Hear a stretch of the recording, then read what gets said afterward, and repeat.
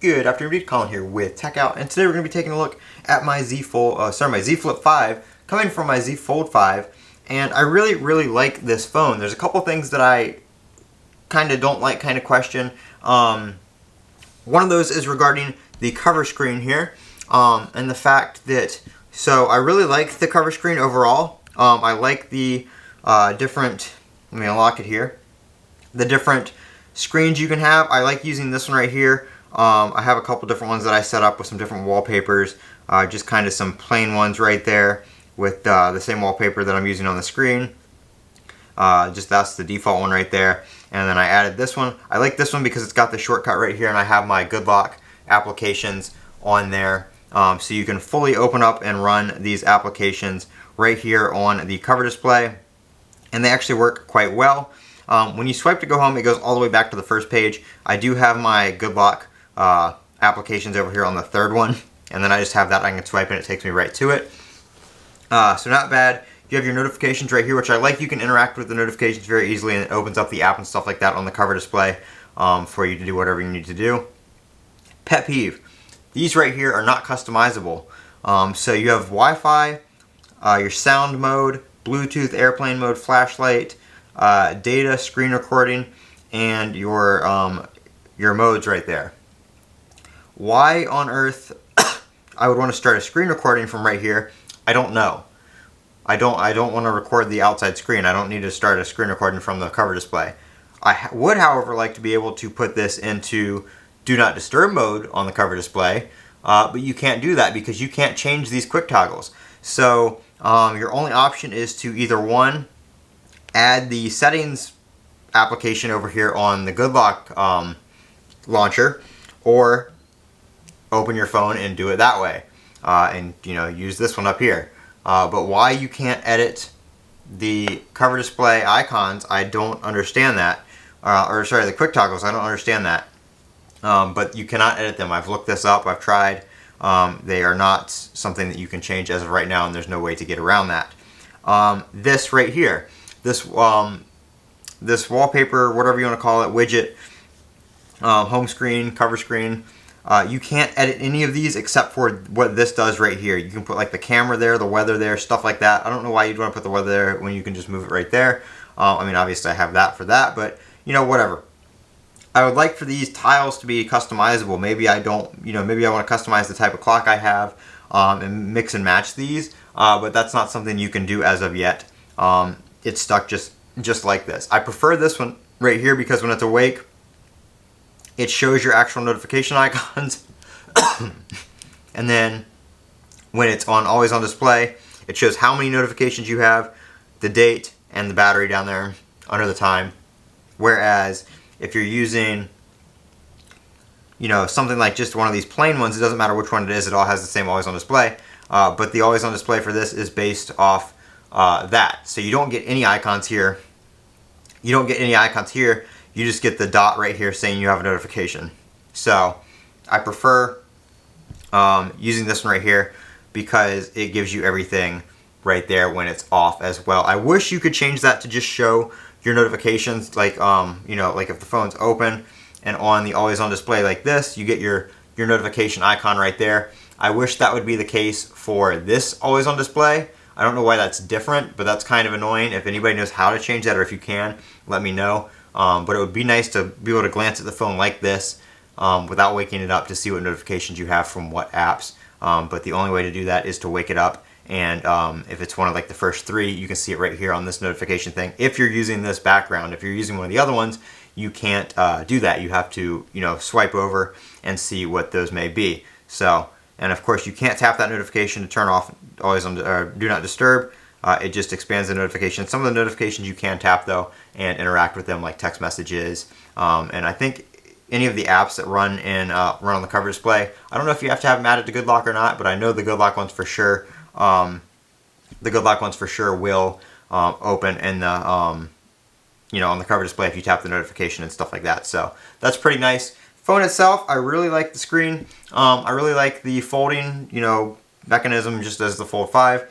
I do find it a little bit better on this phone though, because you have to open this phone to use it, whereas my Fold 5, I would always find myself using the cover display or the outside display, just that small skinny display, whereas this phone, unless you're going to do it on that tiny screen, you have to open it up to have a regular size phone. So I find myself, folding and unfolding this phone all the time, and I just really like that. It's just a nice feeling.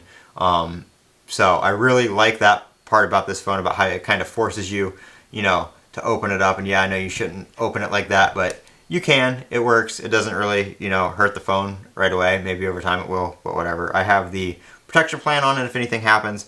But performance-wise, I'm not having any issues whatsoever. It's been performing just fine. Battery life is okay.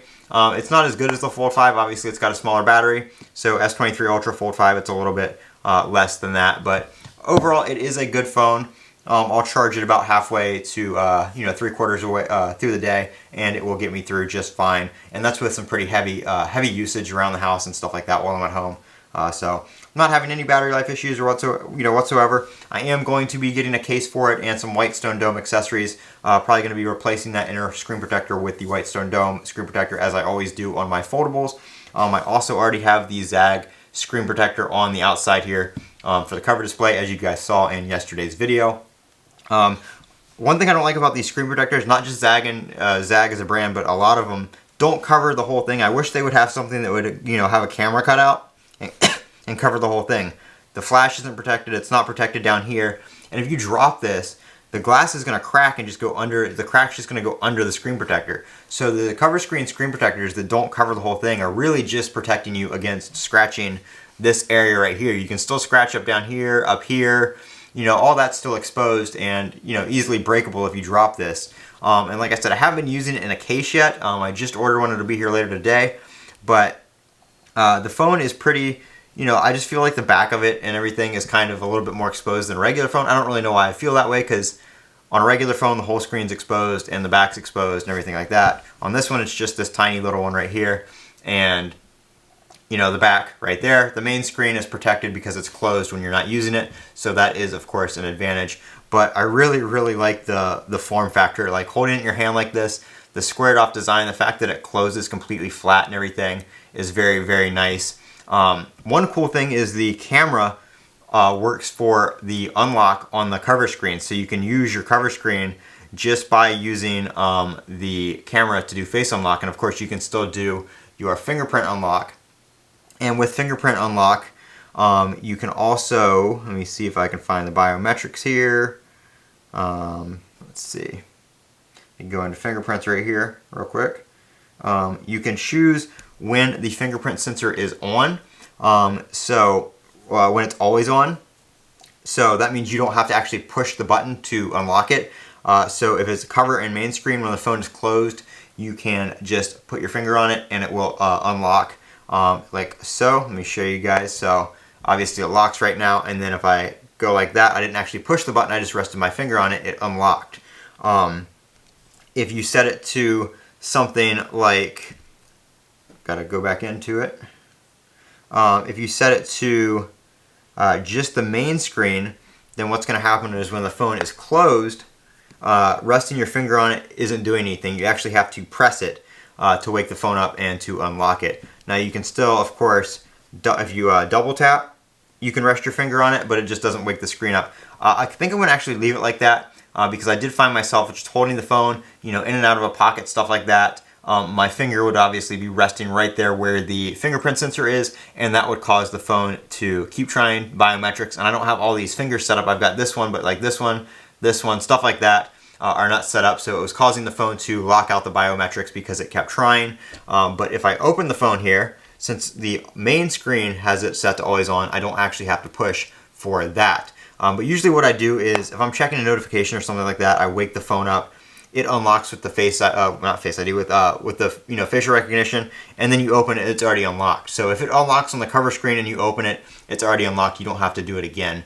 So that is a nice feature there, especially if you're waking it to check a notification or something. It's already unlocked and ready to go when you open it up to continue whatever you may be doing. So very nice. Let me show you guys the keyboard real quick. I know you guys are probably curious about how that looks. I did find a few apps that the keyboard didn't want to open up, but it seems that it's working okay now. I think the apps have updated. It takes up the whole screen. So as you can see, when I opened it up in X there, it went up all the way to the top of the screen, and you got the keyboard down here. And you can scroll, you can close it like that, and you can see what you typed. And you can see your text box up here. Some apps, the text box is kind of weird, and you can't see everything. I don't think I have anything right now like that that I'm having that issue with, because I kind of removed the apps that weren't playing nice with it. But some of the things, like it just covers up, like this one works just fine. But some of the things the text box kind of covered up, and you have to kind of swipe in the right spot to do that. Like if I go to type a text message here this is Beeper, but if you go to type a text message, the text box and everything goes all the way up to the top. You can't see the message feed anymore, but you can swipe and get back very easily. So most things are usable, and most things actually work pretty well. I'm actually surprised for how apps are working with that screen format, even though none of that is really supported, because like I said, I'm using Good Lock for all that. So that is a Good Lock module for the cover screen. So you can go in here, you go to widgets, and launcher right there. That is through Good Lock. That is not default on the phone out of the box. And then you can add any app you want that you have installed. It is scrollable, so you're not limited to just the 2 rows. It is scrollable, so you can have, I mean, I have, 12 apps right there. So I know you can have at least 12. That's really all I've cared to add, because I just use the ones that are ones that I would want to use on the small screen just for checking, quick checking stuff without opening the phone. Here's the other widgets you can add right now. You can do a finance watch list, daily activity.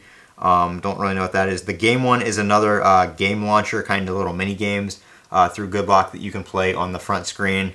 I don't really do that, so I've got the steps. I'm going to leave daily activity on just to see what that is later, but stopwatch, timer, alarm, direct dial sets up contacts that you can just press and call from the cover screen.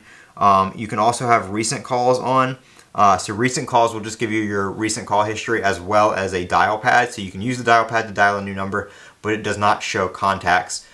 You have to actually have called them and be in the recents for that to work, or know the phone number. So that is that. You got weather, recent calls, like I said, launcher, which is the Good Lock one. Smart Things routines, you can do that as well, and you can customize those. I don't have the Smart Things set up on this phone yet, so that won't work, but everything else works pretty good. You can also change the order and what they appear on the screen, which you can do through the screen itself.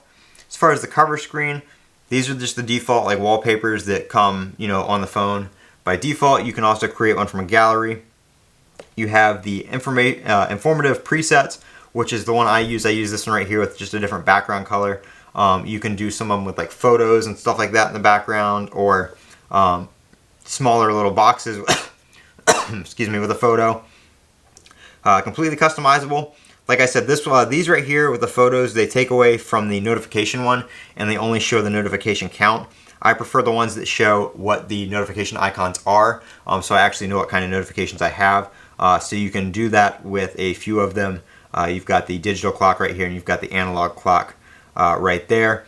This one, the analog clock takes up one more space, so your weather right there is just a little bit smaller than it is on that one, what I'm using. But overall, I wish you could kind of customize those boxes like I said, but that's all you've got. And then you've got some simple ones down here, which again are just the basic ones with different wallpapers. Colors are the same thing, just basic ones with different wallpapers. And if you create your own, it's just going to be one of the basic ones with different wallpapers. Nothing too special there. But you can see here, like a lot of these categories don't have too much in there.